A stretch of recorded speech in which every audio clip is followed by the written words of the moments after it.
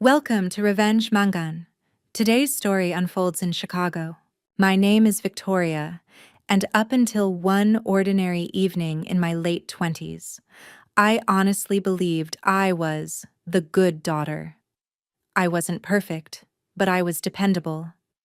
I paid bills when my parents forgot, wired money when emergencies popped up, and quietly covered debts they never wanted to talk about.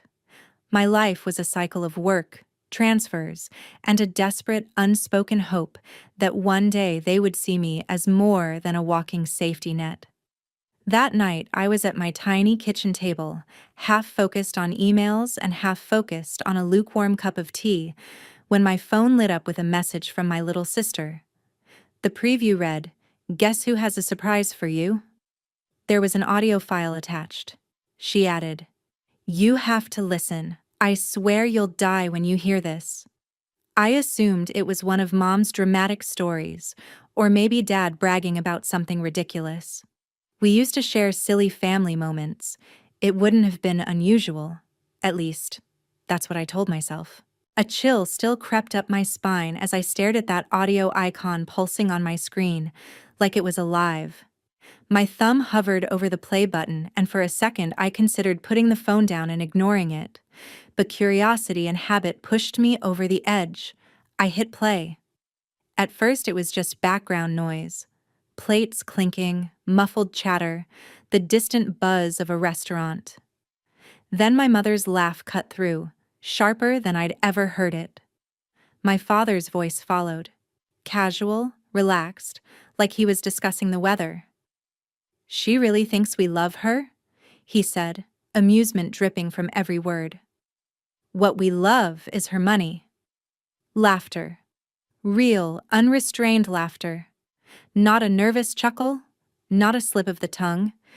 It was the sound of people enjoying the punchline of a joke they'd told 100 times.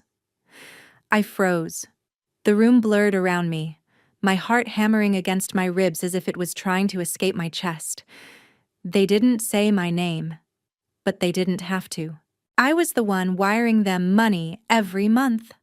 I was the one covering late fees, medical bills, credit card balances. I was the one they called whenever a crisis showed up. My mind replayed every late-night call, every "We're so proud of you, honey," suddenly tinted with a sick new meaning. The audio ended with another round of laughter and the scrape of chairs. I stared at my phone, my reflection warped in the black screen. It felt like someone had taken the word family, twisted it into something unrecognizable, and shoved it into my chest. Without overthinking, I opened my banking app. Years of automatic transfers, shared accounts, and linked cards stared back at me like a digital web I'd let them spin around me.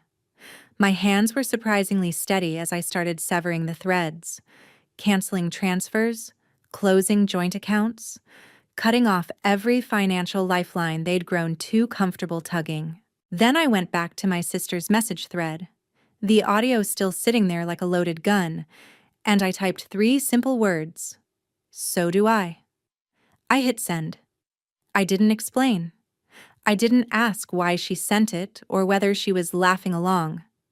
I didn't beg for context or excuses. In that moment, one thing became painfully clear. If their love had always been conditional, I was finally done paying the price. Before I tell you how that one recording exploded my family, cost my parents more than they ever imagined, and forced me to choose between blood and self-respect. Tell me this in the comments. Where are you watching from? What time is it for you right now? And if you heard your parents say those words about you, what would you do next? The morning after I sent that message, the world looked exactly the same. Same city skyline, same dull gray office building outside my window, yet everything inside me was rearranged. My phone buzzed repeatedly on the nightstand. At first I ignored it, convincing myself it was just spam or work emails, but when the buzzing turned frantic, I finally picked it up. Dozens of missed calls from home, messages piled on top of each other in the family group chat that usually sat dead and dusty. Victoria, the bank is saying the transfer didn't go through. Did you change something? Then, your mother is worried sick. Answer your phone. Then the next wave. Our mortgage payment bounced. What are you doing? And then, as if on schedule, the guilt. After everything we've done for you, this is how you repay us? We're drowning, and you're just watching. I stared at the screen, my thumb hovering over the call button, my chest tight. That familiar voice in my head whispered, "They're your parents. They raised you. Maybe it was just a bad joke. Maybe you misunderstood." But then another voice, stronger now, replied, "You didn't misunderstand anything. You heard them. You can't unhear it." I chose silence. I put the phone face down and went about my day. At work, I went through the motions, meetings, emails, a polite smile here and there. But every notification that lit up my phone felt like a test. I didn't answer. I didn't reply. Every unanswered call was another inch of distance between us, and for once, that distance felt like protection instead of abandonment. That evening, I sat on the couch with my boyfriend, Ethan, my laptop open to a new folder I'd created, just in case. Inside it, I dropped the audio file my sister had sent, a copy exported and labeled with a name that made my stomach twist. FamilyTruth.wav. I also took screenshots of the more manipulative texts. "You're letting us starve. People will think you're a terrible daughter." And save those too. Ethan watched quietly as I organized everything, his hand resting warm on my knee. "You really heard them say that?" he asked softly. I replayed the audio for him, hands clenched together, listening not just to their words but to how casually they said them. When it ended, Ethan sat very still. "They sound proud of themselves," he said finally. "Not guilty, not ashamed, just amused." "I used to think I was their safety net," I murmured. "Turns out I was just their favorite investment." I told him about the messages, about the bouncing mortgage payment, about how quickly concern had turned into accusation. He listened, really listened, something I was still getting used to after years of having my feelings brushed off with, "You're too sensitive," or "Stop overreacting." "You know," Ethan said slowly, "you have two choices now. You can pretend you never heard that recording, flip the money back on, and go back to the way things were. Or you can let this be the moment you stop paying for their approval." In my head, I saw it exactly the way he described. Two timelines. In one, I called them, apologized for overreacting, listened to their half-hearted excuses about jokes and stress. I turned the transfers back on, and we all pretended nothing had happened. But I'd know. I'd live every day with the knowledge that their affection was rented by the month. In the other timeline, I did nothing. I held my line. I let them feel the consequences of building their life around my income. I risked being labeled the selfish, ungrateful daughter, but for the first time, I'd be choosing myself. "What if I regret it?" I asked. "Either way, you probably will, at least for a while." Ethan shrugged. "That's what happens when you've been trained to feel guilty for existing. The question is, which regret can you live with?" Over the next few days, my parents shifted strategies like seasoned manipulators. The messages changed tone. "We're worried about you." "Are you okay mentally?" "We told Aunt Lisa you've been acting strange. We're all praying for you." They started calling extended family, framing my silence as a breakdown instead of a boundary. I heard through a mutual friend that they were telling people I'd chosen my boyfriend over the family that raised me. Not once did they mention the recording. Not once did they mention the years of transfers I'd sent without question. As the gossip circulated, my anger slowly burned into something sharper. Resolve. I had proof. I had the truth. And if they wanted to drag my name through the mud, I would no longer lie down and let them walk over me. Have you ever realized the people you love most are willing to rewrite the story to make you the villain, as long as it keeps them comfortable? And if you had proof they were lying, would you stay quiet to keep the peace? Or would you let the truth speak for you? I thought the distance would keep things from escalating further. If I didn't engage, if I didn't feed the drama, maybe it would burn itself out. I underestimated how desperate people can get when they lose control, especially financial control. It was a regular Tuesday at the office, the kind of day where the fluorescent lights felt extra harsh and the coffee tasted slightly burnt. I was midway through a budget meeting when my assistant knocked on the conference room door. Her smile was tight, uneasy. "Victoria," she whispered, "there are 2 people here asking for you. They say they're your parents." My stomach dropped. I had never given my parents the exact address of my workplace, just vague descriptions and, "I work in finance downtown." For them to be here meant someone had helped them, most likely my sister, eager to stay on their good side.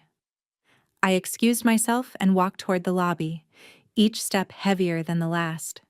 There they were, my father, Henry, pacing near the reception desk, face flushed, energy coiled like a spring.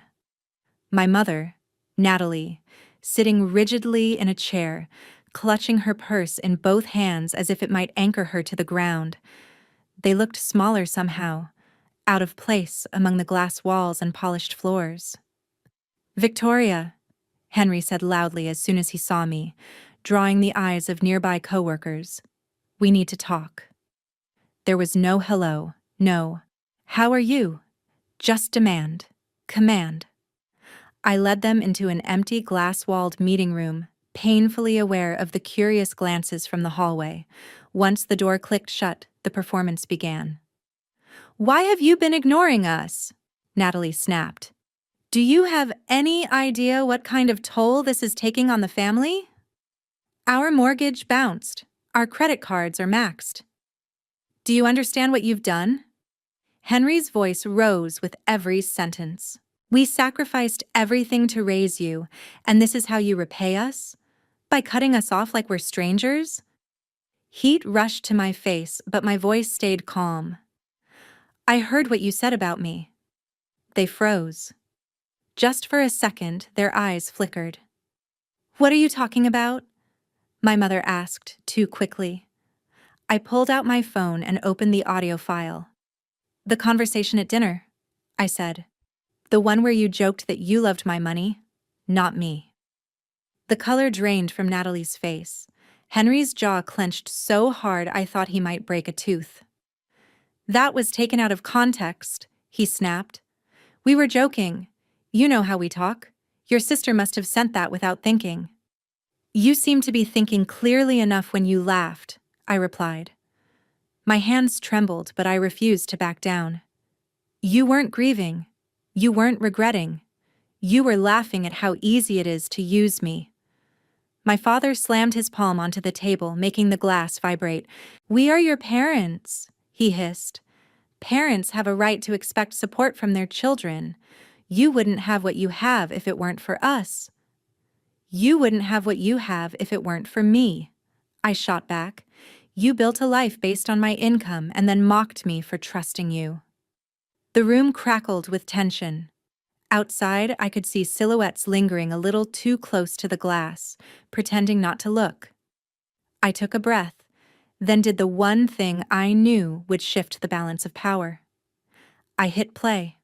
Their voices filled the room, clear and undeniable. "She really thinks we love her? What we love is her money." Laughter. The sound bounced off the walls, off the glass, off the carefully neutral corporate art. Natalie looked like she might faint. "Turn that off," she hissed, glancing at the blurred shapes outside. "Someone might hear." "Exactly," I said quietly, pausing the recording. "If you keep harassing me at work, if you keep calling and texting my coworkers or spreading rumors about me to the family, I will not hesitate to let people hear this, all of it." "Are you threatening us?" Henry demanded. I'm setting a boundary, I replied. No more ambushing me at my job. No more guilt-tripping me. No more calling me selfish to anyone who will listen. If you don't stop, I will protect myself. With the truth. And with a lawyer if I have to. For a long moment, none of us spoke. I could see outrage warring with fear in their eyes. They had always counted on three things: my guilt, my silence, and my desire to protect their image. That day, I shattered all three. We just wanted you to remember you're part of this family, my mother finally murmured, tears gathering in her eyes. Family doesn't threaten family. Family doesn't monetize their daughter's kindness, I said, standing up. You lost the right to use that word as a shield when you turned me into your favorite source of income. I opened the door to signal that the conversation was over. They left in a storm of tense whispers and tight shoulders, but they left. As the glass door closed behind them, my heart pounded so hard I could feel it in my fingertips. I was shaking, not from fear, but from the sheer adrenaline of finally choosing myself in front of them, in a place they couldn't control. If you were in that room with me, would you have pressed play on that recording in front of your parents? Or would you have swallowed your anger to keep the peace and protect their reputation?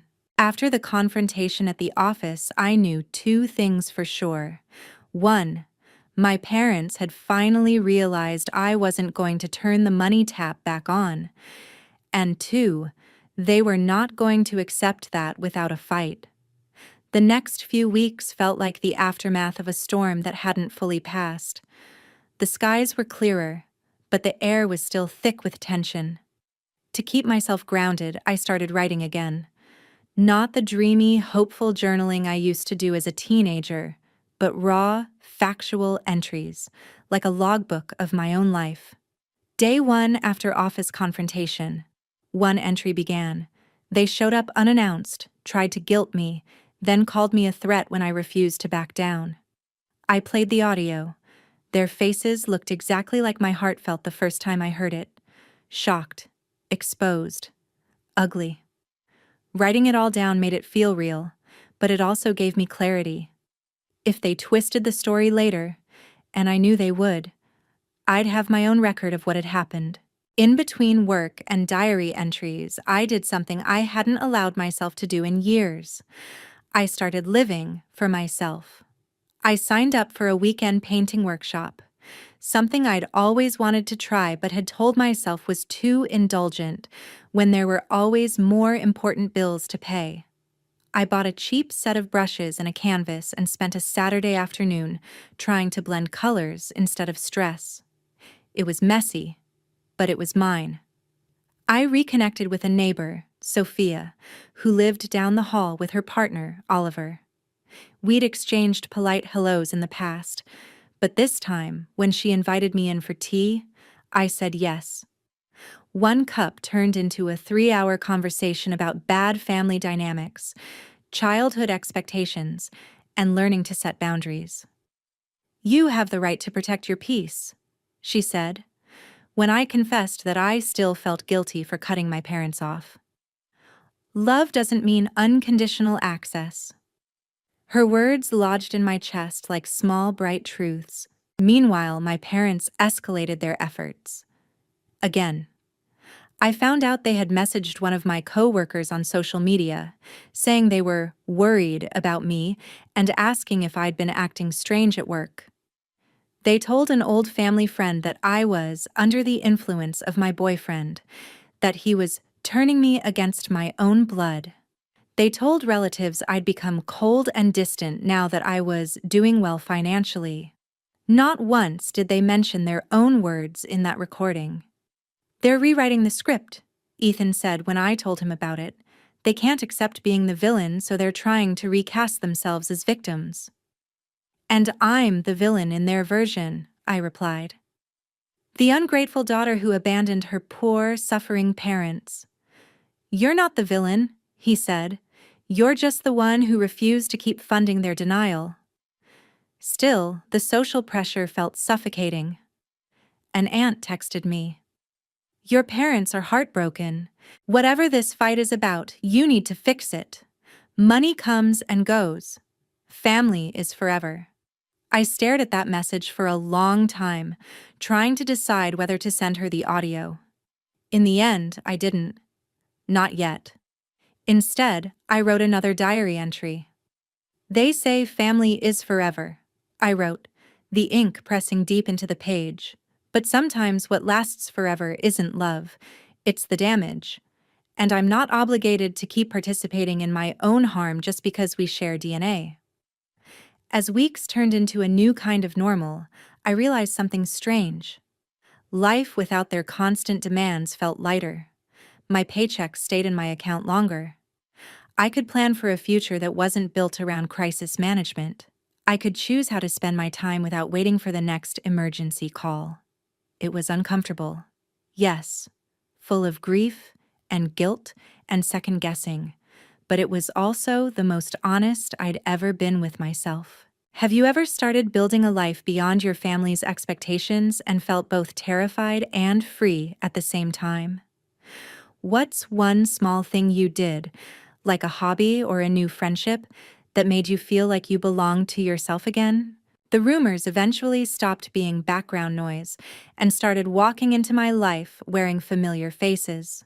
One afternoon, an old family friend called me out of the blue.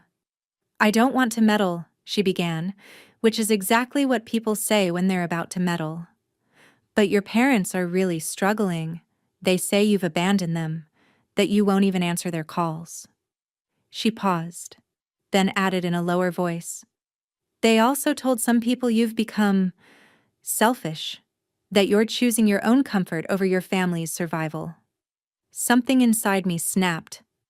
I had listened quietly while they took my money. Now they wanted to take my reputation too. That night, after pacing my apartment until the floor might as well have had grooves in it, I opened my laptop and started typing. "Dear Mom and Dad," I wrote. Then I deleted Mom and Dad and replaced it with "Dear Henry and Natalie." It felt colder, but it also felt brutally honest. The first draft of the letter was pure, unfiltered fury. I told them exactly what I thought of their jokes, their manipulation, their smear campaign. I typed sentences I knew would cut deep. "You didn't just hurt my feelings. You shattered my reality. I built my life around helping you, and you built yours around exploiting me." I vented for 3 pages, then sat back and realized this version was for me, not for them. It was the letter my wounded heart needed to write, but not necessarily the one that would help me rebuild my life. I saved that document under the name Unsent Truth and opened a new one. This time, I was deliberate, controlled, surgical. For years, I wrote, "I believed that helping you financially was my duty as your daughter.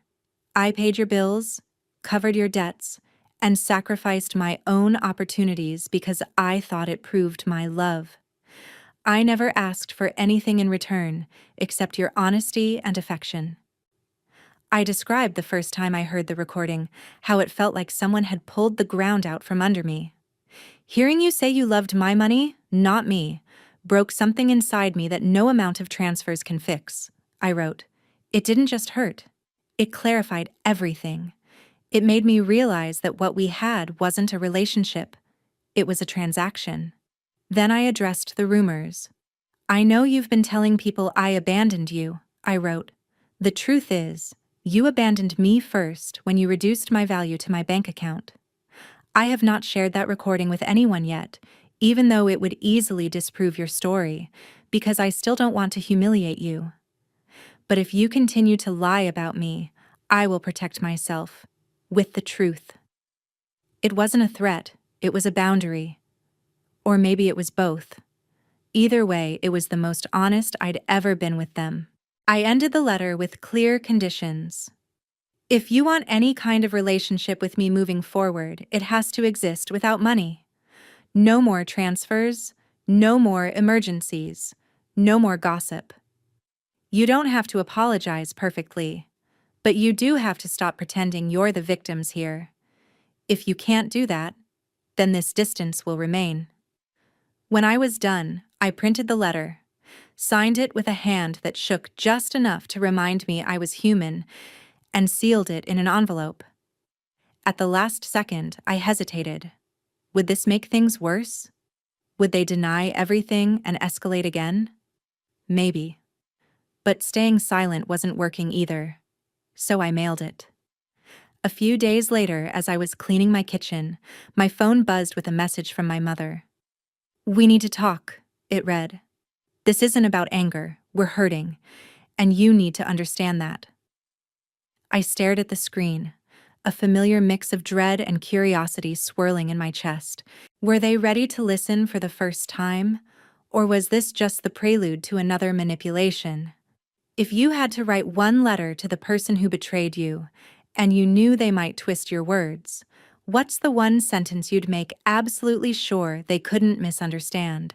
We agreed to meet at a small cafe not far from my apartment, a neutral place with warm lighting and the smell of coffee thick in the air. As I walked there, my mind played out every possible version of the upcoming conversation. In one version, they were contrite. In another, they were furious. In most of them, I left feeling worse than when I arrived. They were already seated when I walked in, facing each other instead of the door, as if they needed to rehearse their lines one last time.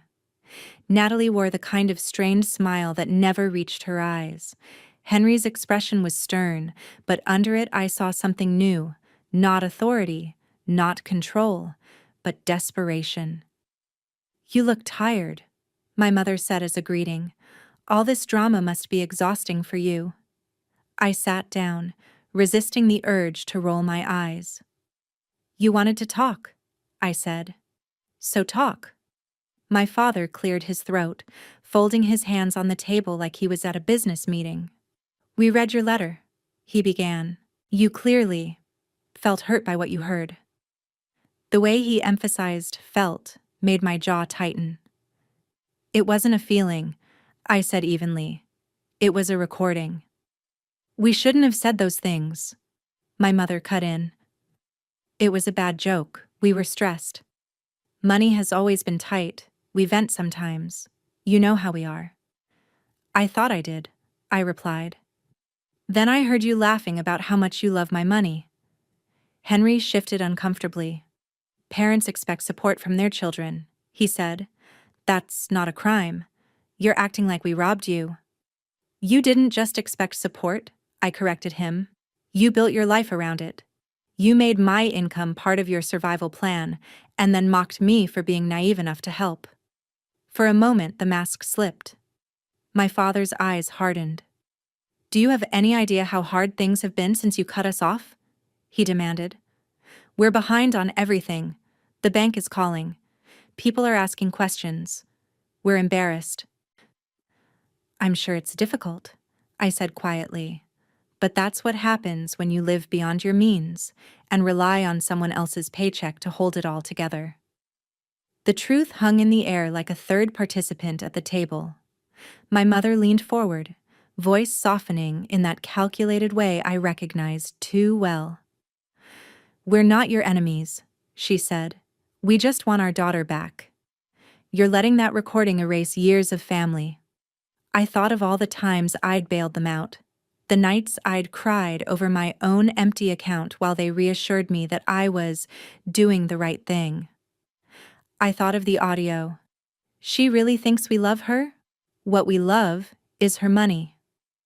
"I'm not erasing years of family," I said. "I'm acknowledging what those years really were." That was when Henry played what he clearly thought was his trump card. "We've been talking to a lawyer," he said, voice carefully casual, "about our estate, the house, the little we have. We wanted you to know that if you keep pushing us away like this, there won't be much reason to keep you in those plans." He watched me, waiting for the reaction he'd always gotten. Fear, panic, desperation to get back into their good graces. Instead, something inside me went very, very still.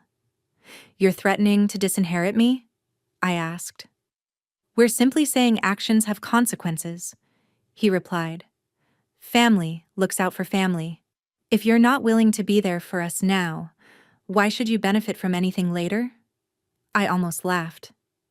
You do realize how ironic this is, right? I said. You spent years treating me like an ATM, and now you're using theoretical future money as a leash. I imagined, briefly, the alternate ending they were offering me. I caved. I apologized. I turned the transfers back on. I kept the recording buried, pretended it had never existed. One day, years from now, I'd inherit a house that had cost me my mental health, my peace, and my self-respect. In that version of the story, I'd win the asset, but lose myself. Keep the house, I said calmly. Keep whatever's in your will. I don't want to build my life around waiting for you to die, so I can finally feel compensated. Natalie stared at me, stunned. You don't mean that, she whispered. Every child cares about inheritance. I care about not being used, I said. And I'm done paying for love that was never real. There it was, that shift behind their eyes. Not understanding, not remorse, just fear. Fear that I no longer responded to their familiar buttons, that the leverage they'd always counted on didn't work anymore. So that's it, Henry said bitterly. You're just going to walk away? Leave us to pick up the pieces? You're adults, I replied. You made choices. You talked about me like I was a credit line, not a person. I'm not responsible for fixing that. We sat there in heavy silence, the noise of the cafe washing around us like static. Finally, I stood. If you ever decide to talk without manipulation, without money, without threats, I said, you know how to reach me. Until then, I'm done. I walked out without looking back. Outside, the air felt colder than it should have, but for the first time my spine felt straight, not bent under invisible weight. If your parents tried to hold an inheritance over your head to keep you obedient, would you take the deal and swallow your anger? Or would you walk away and risk being labeled the ungrateful one? Time didn't magically heal everything after that cafe meeting, but it did something more honest. It revealed what people really valued. In the months that followed, I didn't hear from Henry or Natalie directly, but I heard about them. A lot. A cousin mentioned at a party I skipped that my parents were in trouble with the bank, that they'd tried to refinance their home and been denied. Another relative whispered that they'd sold their second car and were downsizing, though they framed it as a fresh start. A family friend, one of the few who didn't immediately buy into their victim narrative, pulled me aside one afternoon. They're very defensive whenever someone asks why things are so tight, she said. And when your name comes up, it's like walking into a wall. People are starting to wonder what the real story is. The more they tried to control the narrative, the more cracks appeared in it. They could paint me as selfish all they wanted, but they couldn't explain away the years of comfortable living that had mysteriously evaporated once I stopped paying their bills. Meanwhile, my life didn't fall apart. It quietly, stubbornly improved. I wasn't rolling in luxury, but for the first time, my paycheck felt like it belonged to me. I started putting money into savings instead of bailing out emergencies every other week. I took another painting class. I started writing more, stories, essays, fragments of the life I wanted instead of the one I'd been assigned. One evening, I hosted a small dinner at my apartment. Ethan was there, of course, along with Sophia and Oliver, plus a couple of friends from my art class. The food wasn't perfect. I burned the garlic bread and had to scrape off the worst parts, but nobody cared. We laughed until our sides hurt, told stories that had nothing to do with childhood trauma or unpaid debts. At one point, as we sat around the cluttered table, I looked at the mismatched plates, the cheap wine, and the faces of the people around me and realized, with a quiet shock, this feels like family, not the kind that demands, manipulates, and keeps score. The kind that shows up listens and stays because they want to, not because they have to. To chosen family, Sophia said, raising her glass when I shared that thought out loud. To the people who don't make love conditional. We clinked glasses, and for the first time in a long time, the word family didn't taste bitter in my mouth. Later that night, after everyone had gone home and the apartment was filled with the soft chaos of empty glasses and leftover food, my phone buzzed with a text from an unknown number. "We lost the house," it read. "Hope you're happy." There was no signature, but I knew who it was. I stared at the message for a long time. Old habits urged me to apologize, to ask if they had somewhere to stay, to offer money, even if just for one last time. But another part of me, the part that had been slowly growing stronger, saw the message for what it was. Not a cry for help, but yet another attempt to hook me with guilt. I typed out a dozen responses and deleted them all. In the end, I didn't reply. I turned my phone face down, stepped out onto my small balcony, and let the cool night air wash over me. The city lights stretched out in front of me, indifferent and beautiful.